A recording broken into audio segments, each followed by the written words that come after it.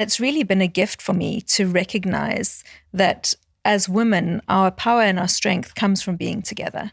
Yeah. We operate better together. On today's episode of Spill the Tea with LLIB, we have the inspirational Laura McSeveney. So Laura, can you share with our listeners more about your business and the unique aspect that sets it apart? Of course. So Botanical Elixir is actually a vegan organic skincare range.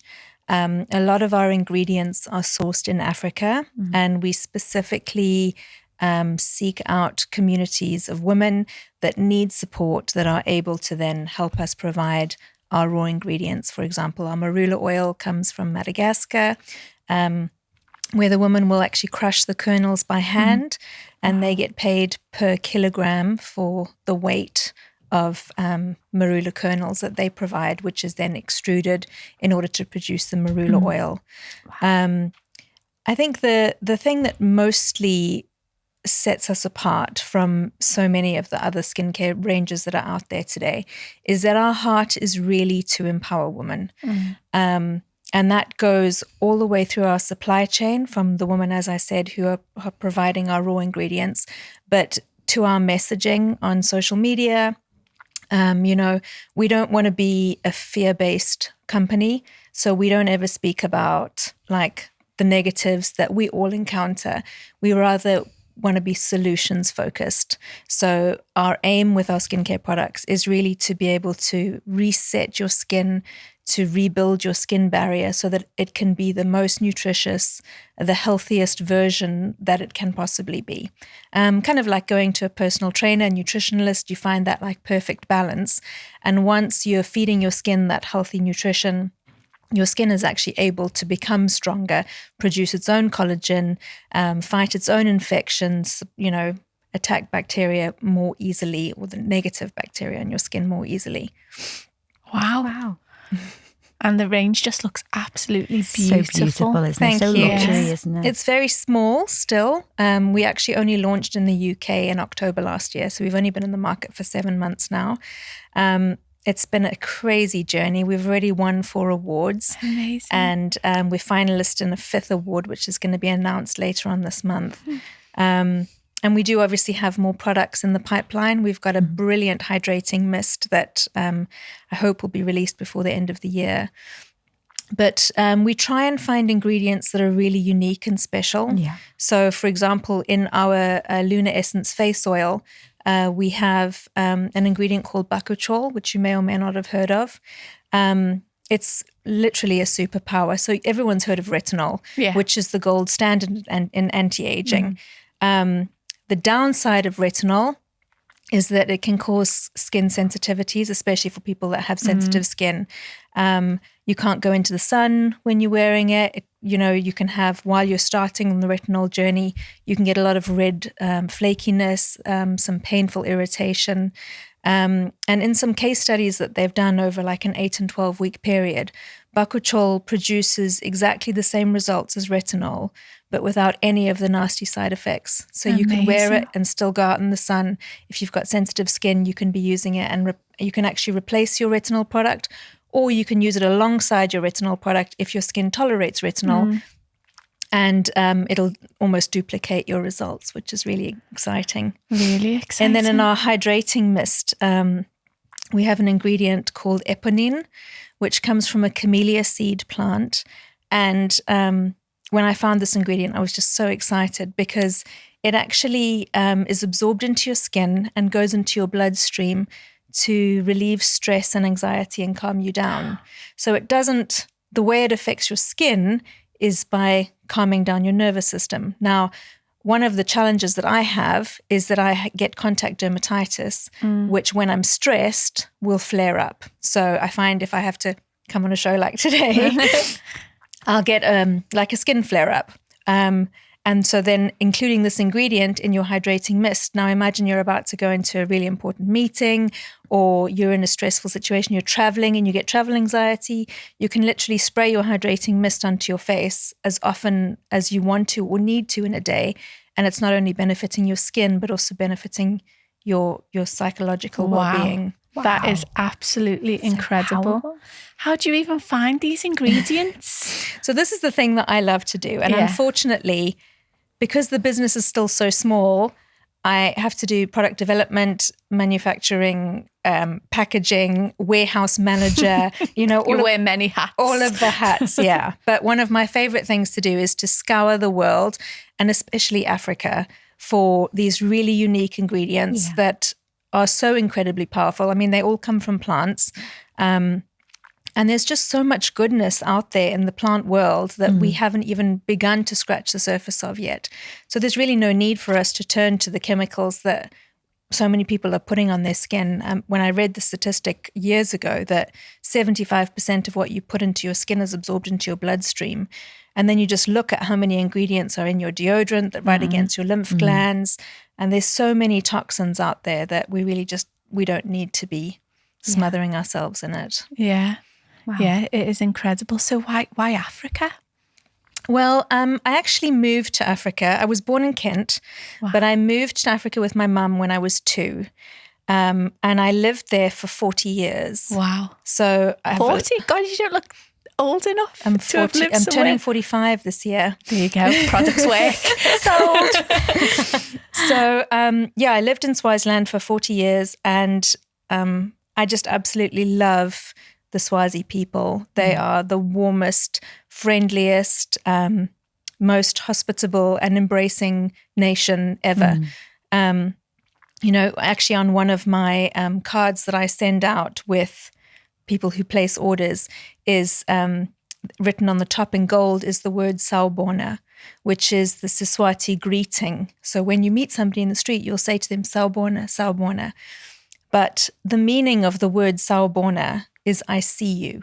Oh. And greeting in Swaziland, or in Eswatini as it's now known as, is such a big thing that you greet everybody that you meet on the streets, everybody when you walk into shops, and people genuinely want to know, how are you? How is your family?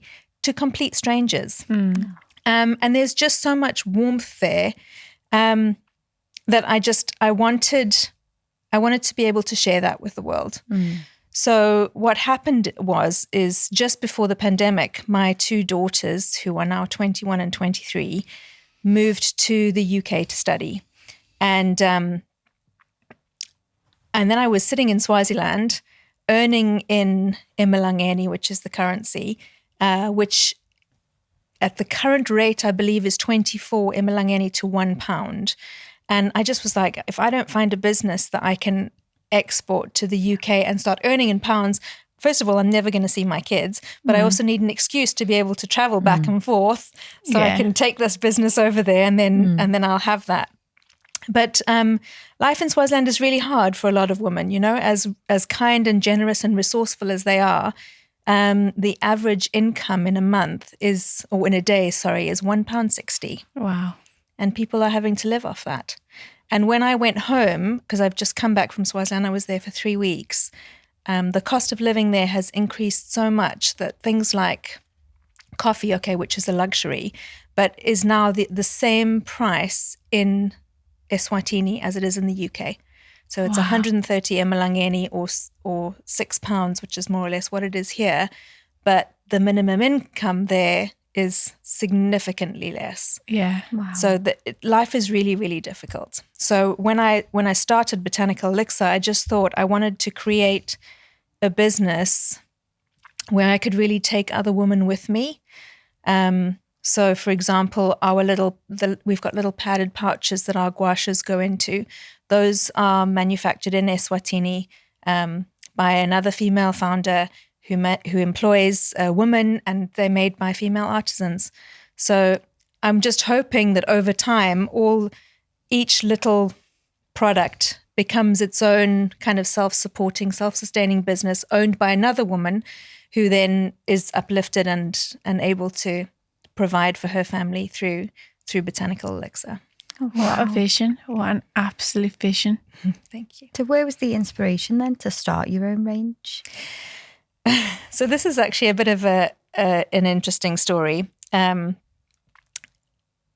about 2015, My husband at the time and I went through a separation, which ultimately led to a divorce.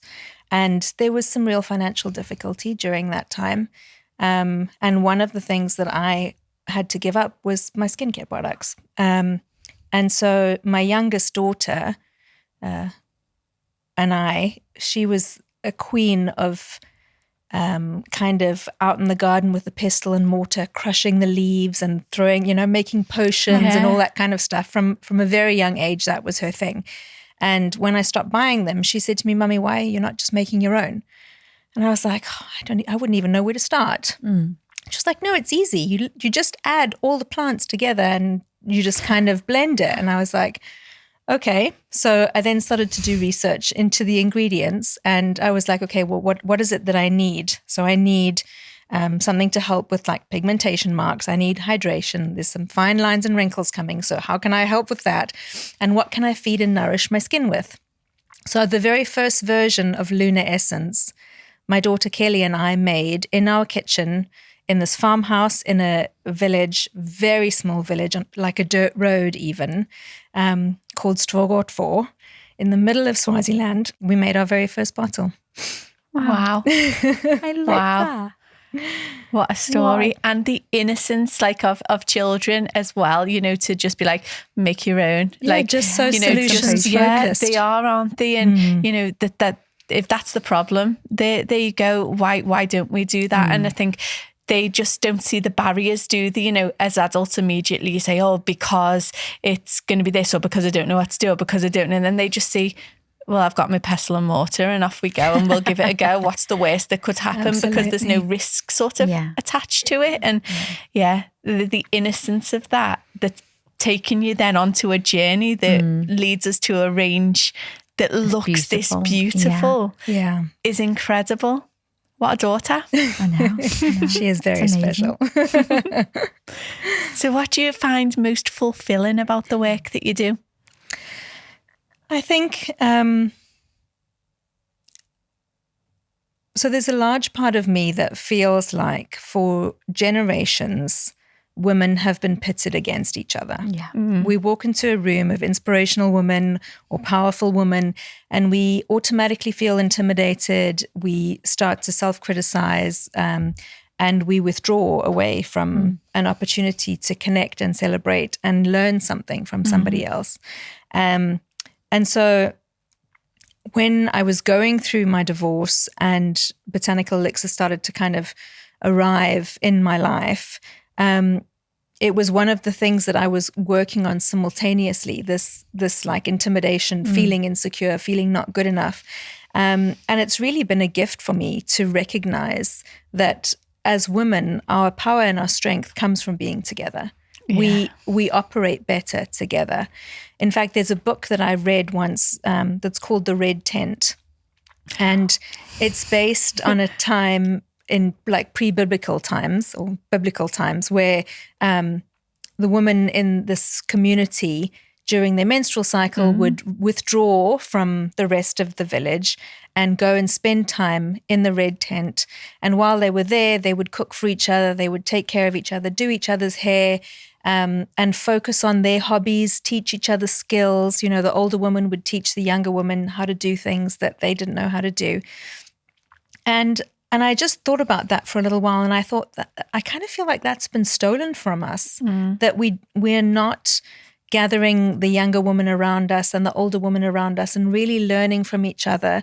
And so, that's one of the things that through Botanical Elixir I really would love to be able to do. And it's starting to happen slowly but surely. But just when you have that moment of connecting with another woman and you can see they get it, there's that excitement in their eyes. They're like, yes, that's what I want. I want to encourage other women and uplift other women.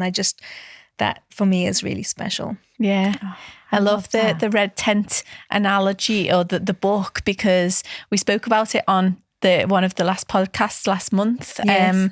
And it's so true. And I think, again, when we look at families and raising families, we talk about the need for community and the need for, a village. There's that saying, it takes a village to raise a child. Absolutely. And so many people have no village now, because communities have been stripped away because women are so busy, and ultimately it was women that built those communities in the past. It was women who were there for each other, who did each other's shopping and minded each other's children. Absolutely. And, you know, cooked for each other and passed food across the road to someone else who was sick. And people are so busy now in the day-to-day that community is being lost. And I think it started to come back during lockdown, where people were looking after each other a lot more and a lot more mindful. But again, in the busyness of day-to-day life, it's just lost. It's really hard. It's just lost, and it's hard. Much as you know how important it is, it's really hard to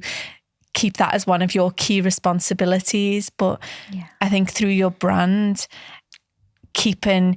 it will keep communities together. You're empowering those communities and those women, and it's such a special and needed thing. Yeah, thank you. Beautiful. So what does the future look like for you and your business? And if you could be remembered for one thing, what would that be? Well, definitely we would like to have some growth. I'm hoping to have a product range of, I don't want to release a massive product range because it's more food nutrition than solutions focus or problem solving, but sort of maybe 6 to 10 products.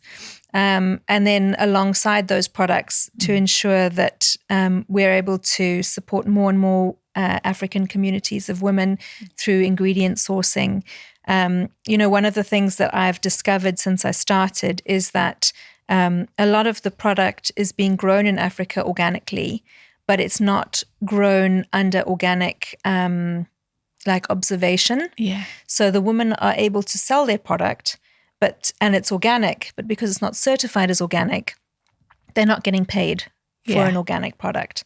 So what we would really like to do is, as our product range grows, as we become more profitable, we then go into those communities and support those women to get the organic certification that they need for those raw materials in order for them to be able to be paid the most that they can be paid for the work that they're doing. Amazing. Wow. It's such a purpose-driven business as well. You know, I think that passion really does come through.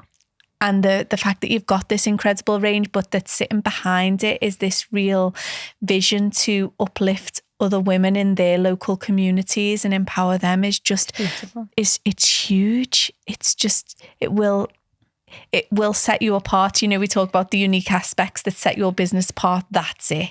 That's the unique aspect, that it's not just skincare, that it's supporting these women in other places to get certification and to uplift themselves and to empower them out of a situation that they currently find themselves in. And I think the interesting thing for me is that for us sitting here as like the consumer of the product, we think of the woman that we're supporting through buying the product. You know, I often will think to myself, when I'm putting my face oil on my face, I'll think about those women that spend hours out in the red hot sun collecting the marula kernels, grinding them with stones still, their bare hands, you know, on top of all of the other housework and fetching the food and cooking the food, preparing, taking care of the children. But I think on the other side of the coin, they feel like they're blessing us just as much. Yeah. Because they have the community. Their lives are still so much slower.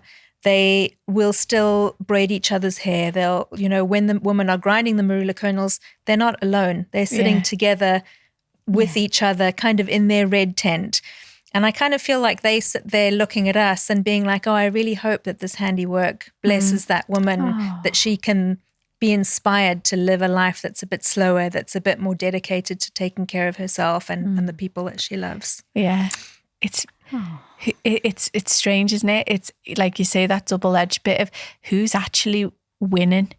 You know, who's better off, you know, one side looking and thinking, goodness me, you're so poor and there's no finance to support, and them looking at us and going, you've got, you know, access to so much finance and, you know, sort of stability, I suppose, but you've got no community, you know, you're poor in other ways. And it's a really interesting, it's a really interesting nuance, isn't it? Yeah. Wow. So if you could spill the tea with anybody, who would it be and why? I find this question so difficult to answer. And I think maybe my answer might be a little bit silly, but I think if I could, I would want to spill the tea with 16-year-old me. Yeah. No, we've had another person say that as well. Really? Yeah. And the reason is just because I think as I've grown, and we all go through difficult times, we all experience growth that comes from hardship. I just feel like there's so much wisdom that I could share with her, and so much encouragement, that I could sit and say to her, you don't have to be perfect. You don't have to show up. In fact, people prefer you when you show up as imperfect, that it's okay to be vulnerable, that it's okay to make mistakes, and that you are going to turn out okay in spite of everything else that happens. I mean, I don't think I would tell her not to do anything, because I probably wouldn't be who I am today if I hadn't have gone through what I went through. But yeah, that's who I think I would want to sit with. Oh, definitely. A beautiful answer. And would you be spilling your own tea, which is right there? Yes, we would be spilling our own tea. Yeah, I smelt it before and it's absolutely beautiful. It's really, really so great. what does the tea do? So it's actually, it's filled with some very interesting ingredients, many of them which come from Africa. One of them is rooibos, which is quite well known. But rooibos is actually a very good adaptogen. Now, I know that people use that word quite a lot, and lots of people don't actually know what it is. But an adaptogen is a plant that grows in extreme circumstances. And so because of that difficulty that the plant grows through, when you consume the nutrients that come from an adaptogenic plant, it teaches your body how to adapt to stressful situations. Wow. And I think most of our lives these days are stressful. We're almost permanently living in a fight or flight mode. And so to be able to train your muscles and your cells to become more resilient is really a gift. But there's also another ingredient in there called gotu kola, which is used a lot in the East. And that actually regenerates your skin cells from within. So they use it in the East, especially for burn victims. So if you've got scarring, but also just to stimulate new cell growth. So there's a few different things in there that are really good for just like your natural health, but then specifically for your skin's natural health as well. Wow. Cannot wait to try some tea. I know, how amazing. So are you ready for our next confession of a leading lady question? Yes, I can't wait. Let's get this right. Right, story time. The nursery drop-off drama. Oh gosh. One hectic morning, I was running late for a big presentation and had to drop my son off at nursery. As we rushed out of the door, I grabbed his lunchbox, my laptop and my heels. We made it to nursery just in time and I sprinted back to my car. Halfway to work, I realised I was still wearing my fluffy pink bunny slippers. In my haste, I'd left my heels at the nursery. No. And I had no choice but to deliver my presentation in the bunny slippers. To my surprise, it broke the ice and the clients loved the unexpected touch of humour. And now my colleagues call me Bunny Boss. And I make sure always to double check my footwear before leaving the house. Surely I'm not the only one who's had a morning like this, am I? No, absolutely not. Oh, that's hilarious. I love the fact that she still wears her slippers though to the nursery and then just carries them. Just in time to go to work. Yeah, no, definitely. So how are your mornings then? Are you a structured person? Do you have everything ready? Yeah, I'm quite structured now, and especially with my girls being grown up, I get a lot more of my own personal time. Yeah. But I do remember when my girls were younger, some of the chaos with early mornings, especially with my youngest again, who was very headstrong about her wardrobe and was like every day was different. Today's going to be a tutu with, a pair of gloves. An eye patch is going to go with that. Yeah. There's just all kinds of creativity that would come out. And it's like, no, I can't leave the house without my eye patch or my crutches, my arms in a sling today. It's just like Yeah, and we just have to roll with it because all we want to do is get out the house. Didn't one of yours wear goggles, swimming goggles for quite a while? Yeah. And the older two would be like, Mum, please, not the swimming goggles. And I'd be like, love, she's in the pram, she's happy, it's fine, let's go. But yeah, she loved it. And yeah, I'm just like, God, the amount of times, love, if you want to sleep with the salad tongs and the potato masher tonight, that's absolutely fine as long as we're going to bed. It's pick your battles, isn't it? It's pick your battles, but I think it's also about raising strong, independent people. Yeah. And I always say that you want them, but just not on my watch. Like, not today, love. Not around the Asda. Yeah, the problem with raising strong, independent children is then you have strong, independent children to deal with. Exactly. I remember only a few months ago, sort of getting really cross with the youngest and sort of raising my voice ever so slightly. And she said, oh, Mummy, I think you need to take 5 minutes to calm yourself, don't you? And I was like, what? Calm myself? Use my own words. It's like a red rag to a bull. So yeah, we want these strong, independent women especially, but God, when they use it against you, it's hard. That's how I used to get myself 5 minutes when my girls were younger. I used to say to them, Mum needs a timeout. Yeah. And I'm now 30 years old, so you have to leave me for 30 minutes to let me sit on the step for 30 minutes. I love that method. I love that. Amazing. Yeah. And we do need to raise these strong, children. Absolutely. We also need to encourage strong, healthy tea makers as well. So on our show, we have a closing tradition. If you were to make myself or Cal a nice cup of tea, how would you make it? Well, I actually have a beautiful silver teapot. Lovely. And it was given to me by my mother-in-law. And I like to make tea in that as often as possible, especially because so often in our busy days, we don't use the special things. Yeah. So I'm a big believer in not saving the special things for special occasions. So the silver teapot would definitely come out. I love that. Brew the tea in the silver teapot, and then I would have to put the milk into the cups first and then pour a nice, good, strong cup of tea into that thereafter. Oh, there you go. Gorgeous. Get the teapot out. I know. So neither of us got a point for that one. No, it's a teapot all the way. It's a teapot win. I think we might just have to just go with the teapot from now on, moving forward. It'd save a lot of parcel, it really wouldn't it? A lot of problems. Or I don't know if I could put the milk in the cup before the tea. You have to. I know, but I don't know if I would. Then you wouldn't be right. I know. So maybe that's the next debate. Do you know why they say that you should put the milk in first? Because in the olden days, the china was so fragile that if you just poured the boiling water in, it would break the cup. Oh, okay. Yeah. So maybe those we get posh ones know that. The riffraff, the feral. Yeah. You have been such an incredible guest, and thank you so much for sharing your products with us and your own journey as well. It's really special, isn't it? It is. And we have no doubt whatsoever that you are going to change so many people's lives, both here ladies. And also over in Africa. Good luck with the next nomination as well. Award winner of 5 then. Thank you very much. Yeah, no, thank you. It's been lovely to have you. Yay.